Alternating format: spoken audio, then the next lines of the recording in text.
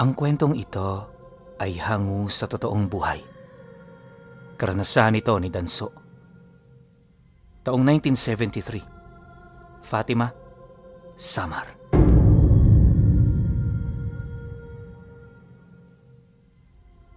Nakatira sa liblib na lugar ng Fatima ang pamilya nila Danso. Hindi na taon ang paninirahan nila rito, gawa ng sinadya talaga ito ng mga magulang niya. Halos may hahalin tulad mo na nga sa gubat ang pinagtitirhan nila. Bukod sa sila lang doon ang nakatira, milya-milya rin ang layo nito sa mga malalapit na baryo. At para mapunan nila ang kanilang mga pangangailangan, bumababa silang magkakapatid sa bayan kapag meron na silang naitatabing bunga ng mga pananim na pwede nilang maibenta. Madalas, upo, pakwan at iba pang mga gulay ang inilalako nila sa bayan. Kahit napakalayo ng kanilang nilalakad, hindi naman gaanong nag-aalala ang mga magulang nila. Ayon nga sa kanya na, noong mga panahong yon, silang tatlong magkakapatid lang ang magkakasama. Yung pinakabata sa kanila, 10 anyos ang edad, tapos yung sumunod, nasa 15 at siya naman 20 anyos. Bagaman nasa tamang edad na, masyado pa ring mapanganib sa kanilang lumakad ng ganoong kalayo nang walang matandang kasama. Ito palaging nagiging hinaing niya sa kanyang ama, subalit sa halip na mangamba ito, di siya nito pinapansin. Ang palagi nitong sinasabi sa kanya, walang mangyayaring masama sa kanila dahil lahat ng nilalang na nakatira rito, pagmamay-ari niya. Mariin din itong inilahad na ultimo ahas pinangingilagan sila sa daan, buhat sa tangan-tangan nilang presensya. Kapag naririnig ni Danso ang tungkol dito, medyo naririndi siya sa mga sinasabi nito. Akala niya kasi noong una, pawang pagmamayabang lang ito ng tatay niya, subalit ang hindi niya alam, totoo pala ang lahat ng yon. At ang pruwebang matagal niyang hinihintay, malapit na palang dumating. Pagsapit ng buwan ng Marso, nag-ani sila ng malaking porsyento ng tubo sa bukid na malapit sa kanila. Mga ligaw na tubo ang kanilang nakuha, kaya naman yung lasa nito, medyo namumukod-tangi talaga. Ayon sa kanya, walang panama ang mga tubo na inaalagaan ng mga magsasaka kumpara sa mga nakukuha nila. Bukod kasi sa masyadong malalaki, napakatamis din ng mga laman nito. Kahit purong barakong kape, tatamis sa tubong yun. Dagdag pa niya na, mabenta ito sa bayan na pinupuntahan nila, gawa ng halos lahat ng mga tao roon yon ang hinahanap.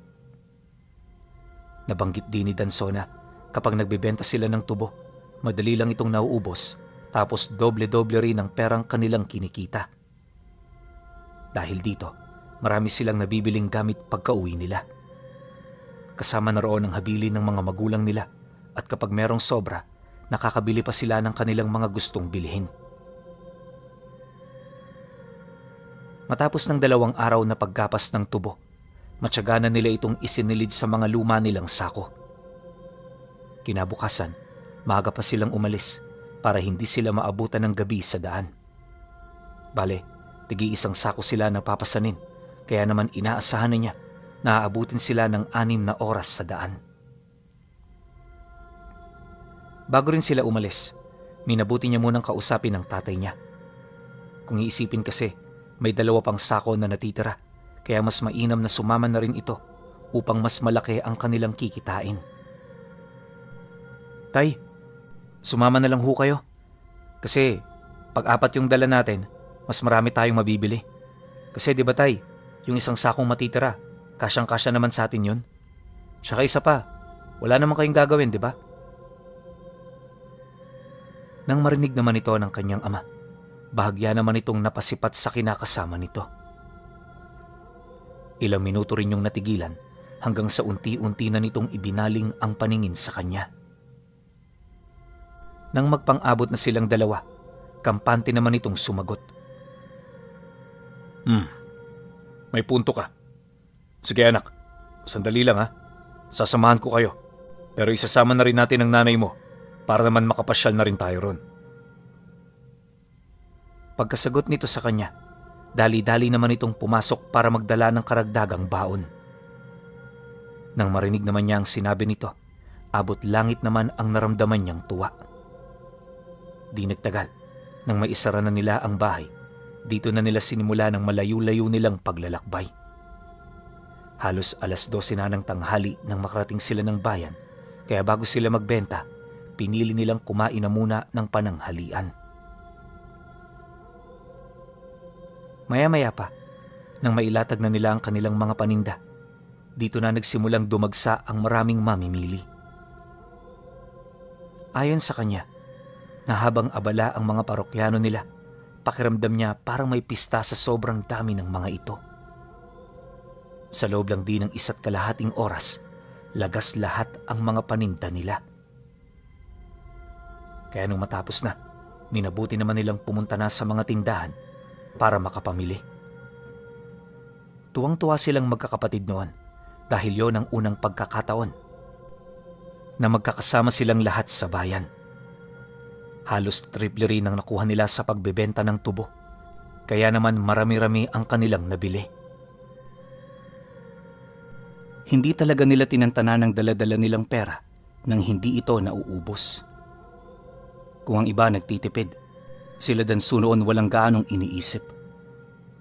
Ang mahalaga kasi sa kanila ay mapuna ng lahat ng pangangailangan nila, lalo na't bumababa lang sila ng bayan kapag may inaani silang paninda. Ilang minuto pa ang lumipas. Nang makarating sila ng merkado, dito na sila bumili ng mga isda. Karamihan sa mga binili noon ng tatay niya, purong mga tuyo, gawa ng matagal itong masira. Yun kasi ang pinakamainam na ulam sa kanilang lugar, lalo na kapag medyo sawa na sila sa mga karne ng hayop. Sa loob ng ilang minutong paglilibot nila sa merkado, wala naman silang napansing kakaiba. Ayon sa kanya, napakaabala ng lugar na yon dahil sa dami ng mga mamimili na napapadaan. Maya-maya pa, nang mabili na ng tatay niya ang lahat ng pakay nila, may nakita siyang isang lalaking may pasan-pasan na karne ng isang buong baboy. Kakakatay lang nito, kaya nang makita niya ito, hindi na roon naalis ang kanyang paningin. Ang kaso lang, nung papalagpas na ito sa kanila, bigla naman siyang napatras nang masipat niya ang ulo ng baboy na animoy kawangis ng ulo ng tao. Yung mukha nito sa tao talaga, kaya matapos niya itong makita, agad niya itong itinuro sa tatay niya. Pinaghalong takot at kaba ang naramdaman niya noon, dahilan para hindi niya mapansin na nakakaagaw na pala siya ng atensyon ng mga tao sa paligid. Pagsilay naman ng kanyang ama, agad siya nitong hinawakan sa braso, sabay hila sa kanya papalayo. Hindi rin ito umimik sa harap ng maraming tao na parabang may iniiwasan ito. Nang marating nila ang unahang bahagi ng merkado, umupo sila saglit sa lilim ng mangga. Banayad sila roong nagpahinga at sa loob ng ilang minuto, hindi nila pinag-usapan ang tungkol dito. Prioridad kasi noon ng tatay niya na pakalmahin siya upang malaman nito ang ikinakatakot niya. Hindi naglaon, nang medyo bumaba na ang nararamdaman niyang tensyon, dito na siya may hinahong kinausap ng kanyang pamilya. Nakita ko ang nakita mo kanina, anak. Hindi mo yun dapat pinansin dahil alam mo namang dayo lang tayo rito. Nakakatakot talaga yan kapag una, pero kapag tumagal masasanay ka na rin. Maya-maya pag uwi natin, sasabihin ko sa iyo kung ano ang nakita mo. Batid kung ikaw lang ang nakapansin ito, kaya naman obligado kang malaman ang sagot sa lahat ng iyong katanungan. Nang marinig naman ni Danso ang sinabi nito, dito niya na piniling manahimik. Dahil sa mga nangyari, iniwasan ninyang sumama sa mga tindahan na pinupuntahan pa ng kanyang pamilya. Sa halip di na bumuntot sa mga ito, pinili na lamang niyang maghintay sa labasan ng baryo. Pagsapit ng 4:00 ng hapon, nasipat na niya ang kanyang pamilya na masayang naglalakad, bit-bit ang mga pinamili nila. Bandang 7:00 na rin sila noon nakauwi, kaya pagpasok ng bahay, direktang luto na ng hapunan. Pagod na pagod man, hindi nila ito ininda para makapagpahinga sila ng mas maaga. Matapos nilang kumain, inanyayahan siya ng tatay niya sa sala. Yung mga kapatid naman niyang hindi nakakita sa mga nasaksihan niya, di ito pinayagang lumapit na parabang ang pinag-uusapan nila isa sa mga lihim ng tatay niya. Dala naman ng kuryosidad, minabuti naman niyang makinig sa lahat ng mga sasabihin nito. Inihanda na rin niya ang kanyang sarili nang sa gayoy hindi siya magugulat sa kanyang mga malalaman. Tao talaga ang nakita mo kanina, Danso. Normal na kalakaran yun sa bayan para mabuhay ang mga nilalang na nagbabalat kayo lang. Matagal ko nang alaman tungkol sa kanila at yan din ang dahilan kung bakit hindi ako ron pumupunta. Dagdag pa nito na normal na sa bayan ang pagkakaroon ng mga taong may dugo ng aswang. Maliban din dito, kalat na kalat doon ang mga manlalason at mambabarang. Pagtatapat pa nito na, kanina habang namimili sila, marami itong napansing mga taong hindi inaalis sa kanila ang mga paningin nito. Yung iba gustong gusto na silang lapitan, ngunit kapag sinisipat ito ng tatay niya, napipilitan itong umatras. Mariin din itong inilahad na hindi nito sukat akalain na gano'n na pala karami ang mga naninirahang nilalang sa bayang yon. Nakakabahala na ito kung iisipin, kaya noong mismong gabi nagpasya ang tatay nila na hindi sila bababa. Pasensya ka na anak, pero mas mainam na wag na kayo roong bumalik. Mag-uutos na lang ako ng mga pupunta roon para magbenta ng ating mga kalakal. Ngayon ang gagawin nyo na lang, iligpit ng maigi ang ating mga ibinibenta. Siguraduhin nyo ring tama ang talaan ng mga bibilihin para hindi sila malito. Yun na lang ang gagawin nyo anak. Ayos lang ba yun? Nang marinig naman niya ang sinabi nito, bigla naman siyang umalma, gawa ng hindi niya maisip kung bakit umabot sa ganoong pasya ang tatay niya. Kung iisipin kasi, mababaw na insidente lang ang mga nangyari, kaya wala ito dapat na ipag-alala. Pasensya na kayo tayo pero wala naman ho kayong mauutusan dito. Tsaka isa pa, matagal na namin itong ginagawa. Sa merkado ko lang naman yun nakita. Kaya pwede naman sigurong iwasan lang namin ang lugar na yon, di ba? Dahil sa sinabi niya, dito na nagsimula ang argumento nilang mag-ama. Kung ito lang kasi talaga ang masusunod, hindi na siya nito papayagan pang bumalik. Ang kaso lang, sa kasagsagan ng kanilang pag-uusap, sumingit ang kanyang ina. Inilahad nito sa kanyang asawa na huwag masyadong sakali ng mga anak nila. Nakikita kasi nitong masaya sila sa kanilang ginagawa, kaya walang rason para pigilin nito ang mga nais nilang gawin sa buhay. Dagdag pa nito na malalaki na ang mga anak nila, kaya naman kayang-kaya na nito ang kanilang mga sarili. Matapos naman itong ipagtanggol silang magkakapatid, dahan-dahan naman itong lumapit sa kanya. Pagkaupo nito sa kanyang tabi, narinig niya ang malumanay nitong boses na nagsasabi ng, "Basta anak, sundin mo ang lahat ng payo ng tatay mo ha. Para sa inyo yan, kaya huwag mong susuwayin. Konting pag-iingat lang kapag pumupunta kayo ng bayan. Alam niyo naman, iba na ang panahon ngayon. At kapag may problema rin kayong nakaharap doon, huwag niyo itong ililihim sa amin. Mas maaga niyong sasabihin, mas mabuti. Nagkakaintindihan ba tayo, anak?" "Oo, inay." Takot na sagot naman niya rito. Sa mga magulang niya kasi pinuno, di hamak na mas nakakasindak ang nanay niya.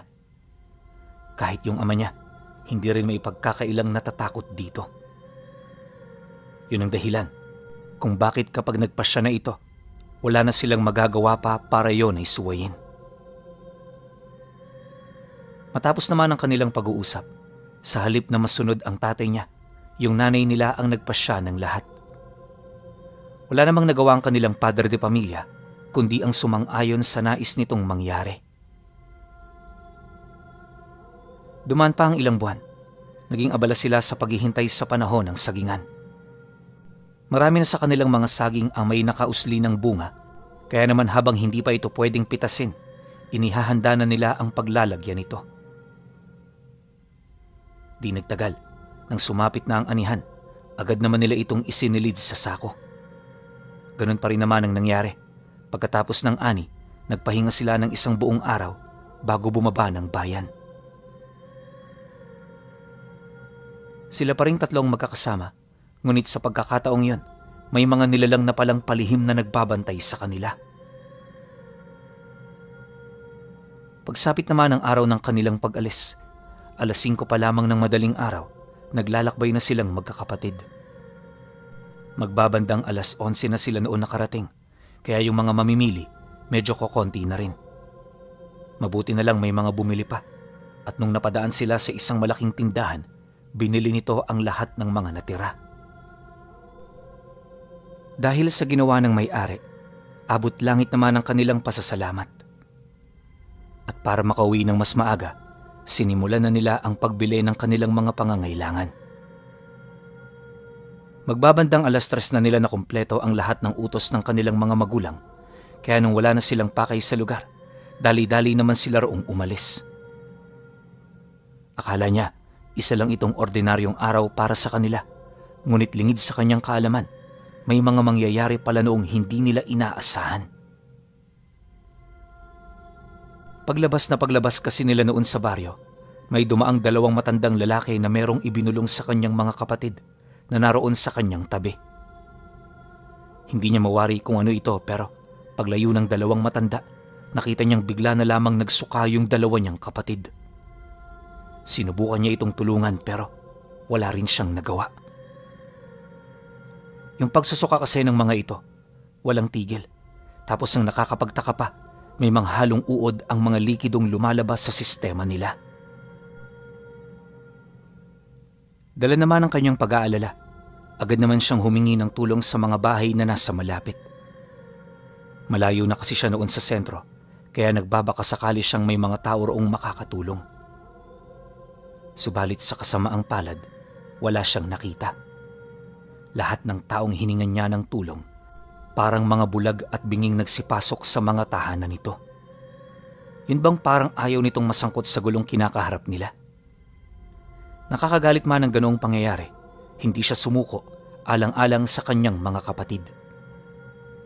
Ang problema, walang nagmamagandang loob noong tumulong sa kanila. Basta, lahat ng mga nilapitan niya, nagsipasok sa mga tahanan hanggang sa dito niya na nakita ang iilang mga panauhing animoy may kinalaman sa mga nangyari sa kanyang kapatid. Unang silay pa lang niya sa mga ito, alam na niyang wala itong magandang gagawin. May mga nanlilisik at namumula rin itong mga mata, kaya sa halip na lumapit doon para humingi ng tulong, hindi niya na ito ginawa. Walang sabi-sabi, agad naman siyang bumalik sa kinaroroonan ng 2 para itakas papalayo ang mga ito.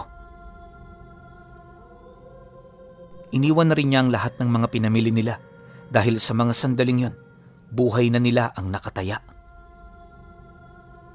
Ilang minuto pa ang lumipas nang marating na niya ang mga ito. Dali-dali niya itong hinila patungong bundok. Bagaman walang patid pa rin ang pagsusuka ng mga ito, pinilit niya itong pausarin nang sa gayoy sama-sama silang makakatakas sa mga nilalang. Alam niya kasing may mas tsansa silang makapagtago sa bundok, lalo pat sanay na sanay sila roon. Pagdating naman nila sa paanan, ramdam niyang nakabuntot pa rin sa kanila ang grupo ng kinabibilangan ng 2 matanda. Bagaman malayo pa ang mga ito, naniniwala siyang maaabutan sila ng mga ito. Di man kasi siya sigurado, malakas ang kanyang kutob na higit pa sa tao ang grupong sumusunod sa kanila. Ano man ang pakay ng mga ito, paniguradong hindi ito makakabuti sa kanilang 3. Sa pagpapatuloy naman ng kanilang paglalakad, paulit-ulit niyang kinakausap ang 2. Palagi niya itong pinapaalalahanan na tataga ng mga loob nila upang hindi sila manghina. Mabuti na lang talaga, biglang tumigil ang pagsusuka ng mga ito, kaya kahit papaano'y nanumbalik ang kanilang mga lakas. Ang kaso lang, di pa raw nagtatapos ang kalbaryong kanilang kinakaharap. Kailangan pa kasi nilang matakasan ng grupo kung nais nilang makauwi ng buhay. Kalahating oras pa ang dumaan. Nakarating sila sa parte ng Nyugan kung saan meron doong parte ng lugar na pinaglulutuan ng kopra. Pagsilay niyang wala roong katao-tao, agad naman sila roong lumapit, sabay ipon ng mga balat ng nyug na nakasako. Walang patid nila itong sinunog sa paniniwalang ito ang makakataboy sa mga nilalang. Ayon kay Danso Pinuno, naubos nila ang lahat ng balat sa loob lamang ng isang gabi. Hindi rin sila noon nagpapahinga, gawa ng kinakailangan nila itong bantayan para masigurong mananatili ang makapal na usok nito. Dagdag pa niya na, kahit gano'n na ang kanilang ginagawa, pansin na pansin pa rin niya ang grupo na nagmamasid mula sa malayo. Pagsapit ng sumunod na araw, napansin niyang naglahong parang bula ang mga ito. Gayunpaman, kahit wala na roon ang mga nilalang, hindi pa rin siya nagpakakampante. Buhay na kasi nila noon ang nakataya. At kung hindi sila mag-iingat, paniguradong hindi na sila makakauwi. Pagtungtong ng 5:00 ng madaling araw, dumating ang mga taong nagbabantay sa Nyugan. Galit na pumasok sa kubo ang mga ito dahil sa ginawa nilang pagsunog sa halos 40 sako ng balat ng nyug. Nang masipat naman sila ng mga ito, agad naman sila nitong pinalabas para kausapin. Masyado bang malamok dito para magsunog kayo ng ganyang karaming balat? Taga-saan ba kayo? At bakit kayo napadpad sa koprahan? Ay, naku kayong mga bata kayo. Kung ano-ano na lang pumapasok sa kokote ninyo. Nakakaawa kayong saktan eh. Pero yung ginawa nyo nakakagalit ng husto. Pasalamat kayo, marunong kaming magtimpi sa mga kabataan. Sige na, umalis na kayo habang hindi pa nagbabago ang isip ko. Nang marinig naman ni Danso ang sinabi nito, buong pagpapakumbaba naman siyang humingi roon ng tawad. Alam niya kasing mali talaga ang kanilang ginawa, kaya lang may rason din siya kung bakit gano'n ang naging akto nila. Maya-maya pa, para hindi na rin lumala ang mga nangyayari, tahimik na lang din silang umalis. Inakala niya kasing hindi na sila masusundan ng grupong humabol sa kanila dahil sa katirikan ng araw. Ngunit ang hindi niya alam, di pala naapektuhan ng mga ito ng sinag ng araw. Wala rin siyang kaide-ideya sa ginawa ng mga nilalang na yon sa lugar na dadaanan nila. Basta ang napansin na lang niya, paglayo nila sa koprahan, parang paikot-ikot na yung mga daang tinatahak nila. Akala niya nung una, guni-guni niya lang ang napapansin niya, pero sa katagalan dito niya nakumpirmang totoo pala ito. Kahit kasi yung mga kapatid niya, napansin din ang ganoong pangyayari. Gayunpaman, pinili nilang magpatuloy sa pag-usad sa paniniwalang matatakasan din nila ito kapag hindi sila huminto. Subalit, sumapit na lamang ang 3:00 ng hapon, hindi pa rin sila roon nakakaalis. Yung mga kapatid niya pagod na, kaya naman napilitan na lang din silang magpahinga. Habang nakaupo sila sa lilim ng isang malaking puno, pinag-usapan nila ang tungkol sa mga nangyayari. Sa mga ganoong oras kasi, dapat nakauwi na sila sa kanilang tahanan, kaya naman hindi nila maiwasang mag-alala. Ayon pa sa kapatid niya, na kung sakali mang kagagawan ito ng mga humahabol sa kanila, maaaring hindi na sila makakaalis pa roon ng buhay. Nabanggit din ito sa kanya ang mga katanungang hinggil sa pinag-ugatan ng galit nito sa kanila. Nang marinig naman ito ni Danso, maski siya man, hindi maisip kung bakit pinagdidiskitahan sila ng mga ito. Bukod kasi sa wala naman sila roong ginagawang masama, wala namang sapat na rason para pahirapan sila ng mga ito. Hindi ko nga rin alam eh. Baka meron lang kinagalitan yun sa atin. Ano man yun, mas mainam na wag na nating alamin. Manalig lang kayo. Hindi tayo matitinag ng problemang to. Dahil sa kanyang sinabi, tumahimik na ang dalawa. 1 oras pa silang nagpaikot-ikot sa lugar. Ngunit sa kasamaang palad, hindi pa rin sila nakaalis hanggang sa dito na nila narinig ang pag-uusap ng iilang mga kalalakihan ilang metro ang layo sa kanilang kinaroroonan. Gustuhin man nilang takasan ng mga ito, masyado na itong imposible, kaya ang ginawa nila matapang nila itong kinaharap. Sa isip-isip niya, bahala na ako naman ang mangyari sa kanila. Ang importante malaman nila ang pinag-ugatan ng galit ng mga ito. Makalipas pa ang ilang minuto, dito na nga nila nakaharap ang grupo. Sa kanyang pagkakatanda, nasa 8 katao ang mga ito. Yung 3 sa mga yon pansin niyang hindi na normal ang wangis dahil bukod sa nanlilisik nitong mga mata, mahaba na rin ang mga kuko nila tapos nangingitim na ang kanilang mga braso. Panay na rin ang pag-angil ng mga ito na parabang naghihintay ng pagkakataon para sumugod. Matapos naman niya itong masilayan, pilit naman niyang pinanatili ang kanyang pagiging kalmado. Alam niya kasing walang kabuluhan kung magpapalamon siya sa takot. Inihanda na rin niya ang kanyang sarili kung sakali mang hindi magiging maganda ang kahahantungan ng mga pag-uusap nila. Maya-maya pa, nang magkaroon na siya ng lakas loob na magsalita, dito niya na kinumpronta ang mga ito. Wala naman ho kaming ginagawa sa inyo ha. Bakit niyo ho kami ginaganito? Tsaka ho, namimili lang naman kami sa bayan. Hindi ho kami ron nagnanakaw o nanlalamang. Gusto lang ho naming makauwi. Yun lang ho. Nang marinig naman ng isang lalaki ang kanyang sinabi, bigla itong tumawa, sabay sagot sa kanya ng, "Wala kayong kasalanan. Pero yung ama niyo malaki ang kasalanan sa amin. Nataon lang na hindi niyo siya kasama, kaya kayo napagbunto na namin ng galit." Napakataas ng tingin niya sa sarili niya. Akala niya yata pagmamay-ari niya ang lahat ng naroon. Pagkatapos namin sa inyo, siya naman ang hahanapin namin. Gusto kong makita sa kanyang muka kung papaano siya makaramdam ng takot at pagsisisi. Matapos naman itong makapagsalita, bigla naman siyang sinunggaba ng isa sa mga kasamahan nito. Pagsilay naman doon ni Danso, agad naman siyang umatras. Ngunit dahil sa bilis ng nilalang, nagawa na rin siya nitong maabutan. Pagbagsak niya sa lupa, dito na nito unti-unting napangibabawan ang kanyang katawan na kasalukuyang pumipigil sa pag-atake nito. Di nagtagal, paglapat ng pangil nito sa kanyang balat, agad naman yung tumagos kasabay ng pagsigaw niya ng napakalakas.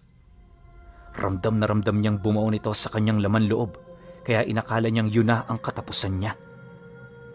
Subalit nang akmang mawawala na siya ng malay, nakita niyang umatras ang nilalang na nakasakmal sa kanyang katawan. Hindi niya mawari kung ano nangyari rito, pero base sa kanyang mga napansin, parang may nasilayan itong nilalang. Pagtingala naman niya, laking gulat na lamang niya nang makita niya ang 2 kabayong itim na nakatayo sa tabi ng mga kapatid niya. Sa ibabaw ng mga ito nakasakay ang 2 nilalang na nakasuot ng baluti at itim na kapa. Sinubukan din niyang sipati ng mga mukha nito pero wala siya roong nakita maliban sa purong kadiliman. Maya-maya pa, paghugot nito ng kanilang mga sandata, bigla naman itong nagpakawala ng nakakabinging huni. Yun na rin na naging hudyat ng mga nilalang para sugurin ang mga gustong pumatay sa kanila. Dahil sa ganoong pangyayari, nabulabog ang mga ito. Pagsipat niyang nagkakagulo na ang lahat, dali-dali naman siyang tumakbo kasama ang 2 niyang kapatid.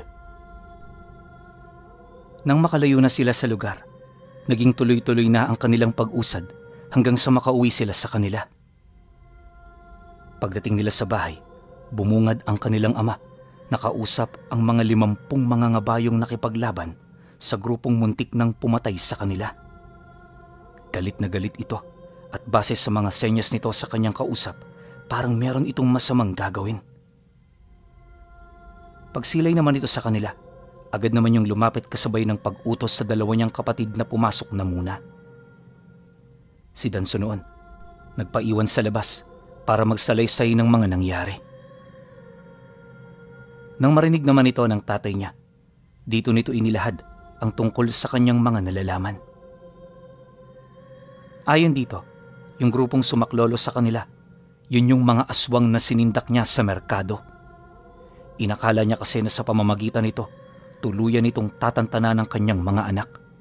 Subalit hindi pala ganoon ang mangyayari. Mabuti na lang pinasundan sila nito sa dalawa nitong tauhan, kaya naman natulungan sila nito bago sila malagay sa panganib. Dagdag pa ng kanyang ama na dahil sa ginawa ng grupong yon, hindi siya titigil hanggat hindi nalilipol ang kanilang mga lahi. Nang marinig naman ni Danso ang sinabi nito, wala siyang nagawa kundi ang manahimik. Kahit hindi siya magsalita, alam ng tatay niya na wala siyang ideya sa mga nangyayari. Dumaan pa ang mga araw, laking gulat na lamang niya nang iuwi ng mga nilalang na inutusan nito ang iilang mga taong nakuha nito sa bayan. Bawat isa sa mga nilalang na nadarakip, pinaparusahan ng kamatayan pagsapit ng gabi. At sa loob ng ilang buwan, umabot sa 50 aswang ang napaslang nito. Dito napagtanto ni Danso kung gaano ka makapangyarihan ang mga nilalang na inuutusan ng kanyang ama. Ang naging problema lang, hindi na siya nagkaroon ng karagdagang kaalaman ukol dito dahil hindi yun ipinasa at itinuro sa kanya. Magpahanggang sa ngayon pinuno, nananatiling palaisipan kay Danso ang tungkol sa lihim ng kanyang ama ukol sa mga tauhan nitong 50 mandirigmang mga ngabayo.